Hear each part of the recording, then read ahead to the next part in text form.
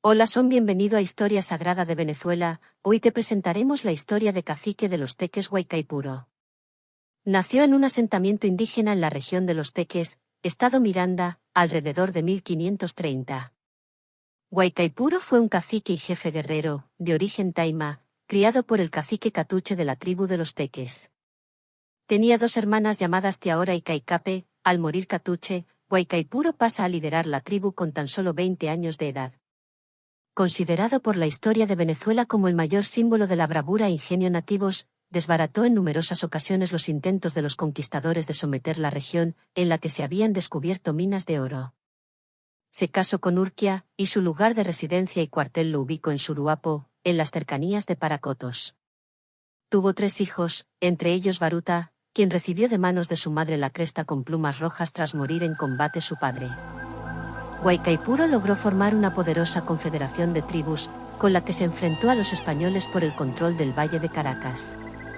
Dirigió las operaciones guerreras contra Pedro de Miranda, a quien obligó a abandonar el territorio. El gobernador de la región, Pablo Collado, envió para someterlo a Juan Rodríguez Suárez, que consiguió su objetivo. Sin embargo, poco después, Guaycaipuro encabezó una sublevación indígena que terminó con la vida de los colonos españoles que explotaban las minas de la zona.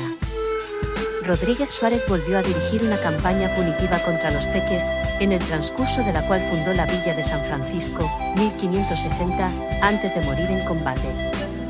Francisco Fajardo pasó a comandar los efectivos militares españoles. En enero de 1562 el gobernador Collado envió una hueste de 100 hombres, bajo el mando de Luis de Narváez, para apoyarle, pero fueron vencidos antes de unirse al grueso de las tropas. Los españoles, ante la violencia de los ataques de los indígenas, se vieron obligados a refugiarse en la isla Margarita. Collado fue sustituido por Bernaldez, pero tampoco este no pudo socorrer a Fajardo, que fue derrotado por Guaycaipuro y, posteriormente, asesinado por Alonso Cobos, 1564. Tanto la villa de Collado como la de San Francisco fueron saqueadas por los teques, que siguieron controlando la región a pesar de las distintas tentativas españolas para desalojarlos.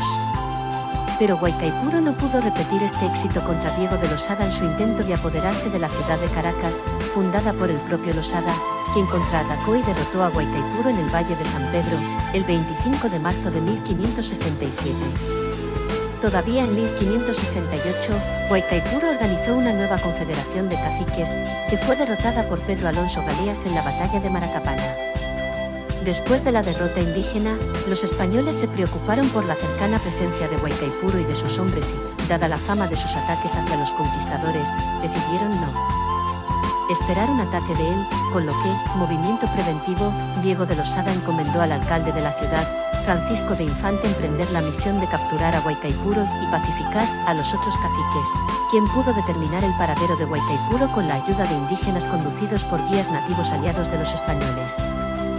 Dieron con el paradero de la choza de Guaycaipuro, en Paracotos, acorralado en su vivienda, el caudillo Tex se enfrentó a sus atacantes, a los que opuso una desesperada resistencia, una larga batalla por su vida. Los españoles, imposibilitados de entrar a la choza, decidieron lanzarle una bomba de fuego sobre el techo de paja.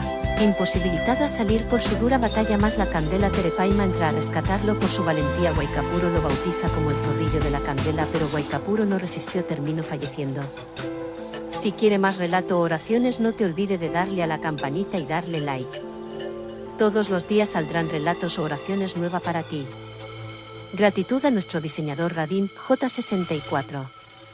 Coméntanos sobre qué relato o oraciones te gustaría escuchar.